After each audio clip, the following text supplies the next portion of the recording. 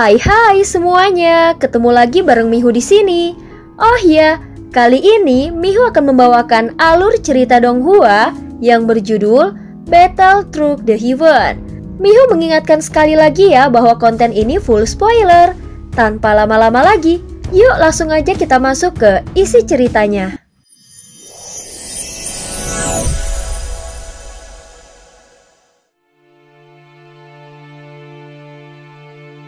Melanjutkan dari kisah sebelumnya.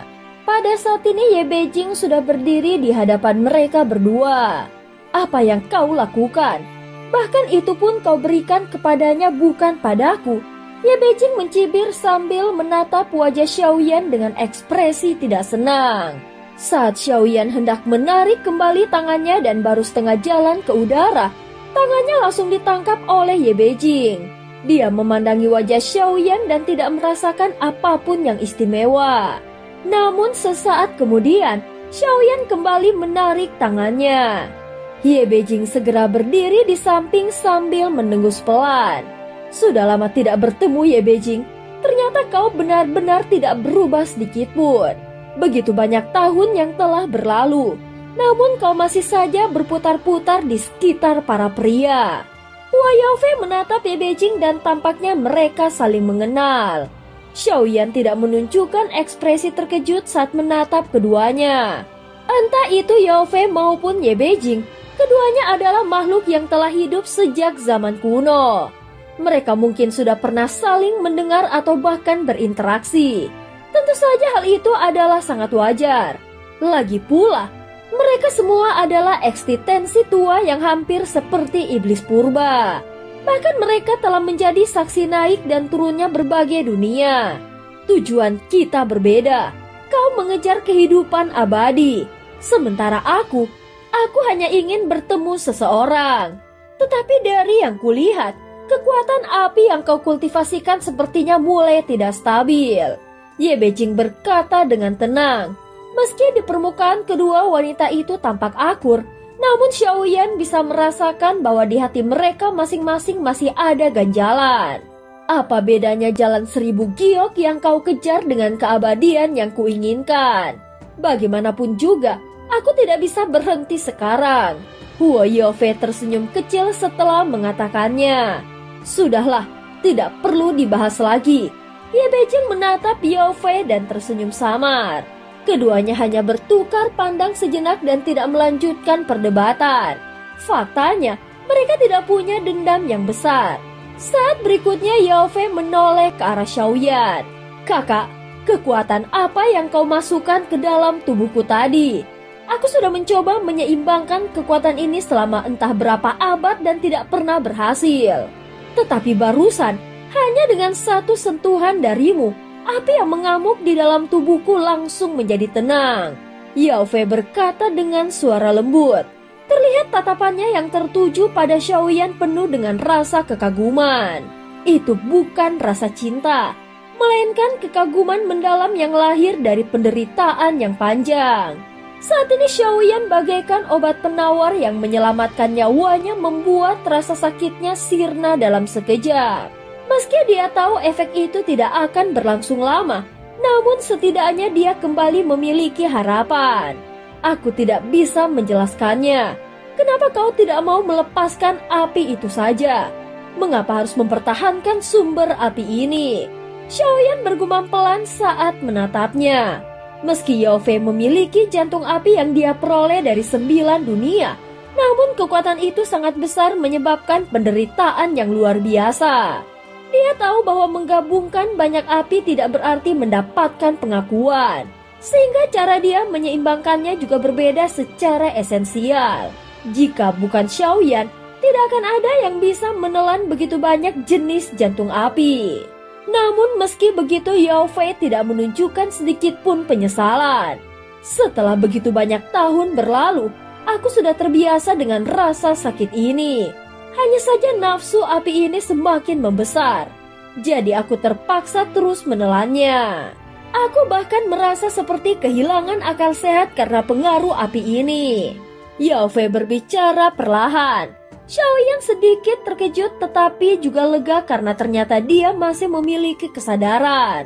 Sehingga segalanya masih bisa dibicarakan. Aku tidak ingin bermusuhan denganmu. Justru aku berharap bisa menjadi sekutu dengan makhluk tua sepertimu. Kalau kau mau melepaskan api itu, aku bisa membantu mencoba menyembuhkanmu. Xiaoyan menatap serius ke arah Yao Fei. Begitu kata-katanya selesai, sorot mata wanita itu langsung berubah tajam. Aura kemarahan tampak menyelimuti wajahnya saat dia menatap Xiaoyan.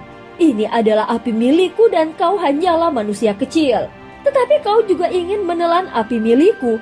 Suara dingin Huo Yaofei terdengar dibarengi dengan pasir dan angin kencang yang berputar. Sebelumnya sisa kesadarannya sempat muncul, namun kini seolah kembali lenyap. Xiaoyan hanya menggelengkan kepalanya dengan pelan. Sementara Ye Beijing tampak sama sekali tidak terkejut. Dia tahu jika Huo Yaofei benar-benar melepaskan 100 apinya, mungkin rasa sakitnya akan lenyap.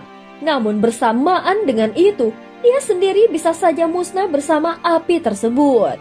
Apakah benar-benar tidak ada pilihan lain selain menelan api ini?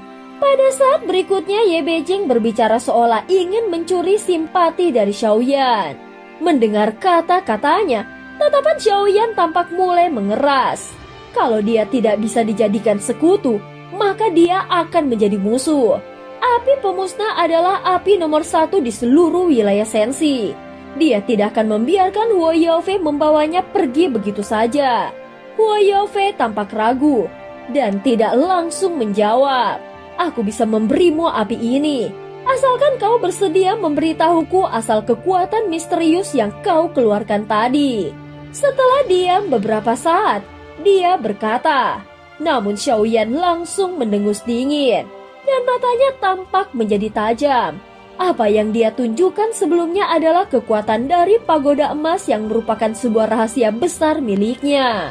Tentu saja dia tidak bisa mengatakannya secara sembarangan. Meskipun kau punya api 100, memangnya kenapa? Api ini milik Sensi, bukan milikmu.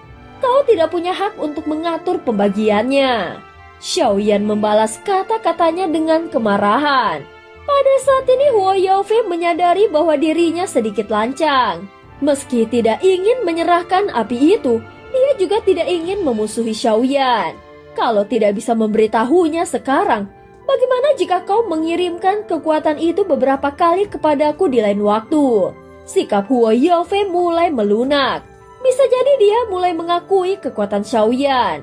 Apalagi dengan munculnya Ye Beijing di sini, dia mulai mempertimbangkan kembali situasinya. Jika sampai terjadi pertempuran besar di sini, dia mungkin justru akan kehilangan segalanya. Apalagi identitas Xiaoyan bukanlah orang sembarangan. Baik, asal aku bisa mendapatkan api pemusnah ini terlebih dahulu, maka sisanya bisa kita bicarakan. Setelah berpikir sejenak, Xiaoyan berkata, akhirnya keduanya mencapai kesepakatan. Masing-masing punya tujuan sendiri, namun tidak ada yang benar-benar ingin bertarung mati-matian saat ini. Xiaoyan juga merasa kalau memang hanya dengan menyentuh telapak tangan Huo Yaofei, dia bisa memahami lebih banyak rahasia tentang api itu. Bahkan tidak perlu menjadikannya musuh. Jika Huo Yaofei rela menyerahkan api itu, maka Xiaoyan bersedia menggunakan kekuatan pagoda emas untuk membantunya meredahkan rasa sakit. Meski hanya sementara, mungkin itu sudah cukup berharga bagi Huo Yaofei.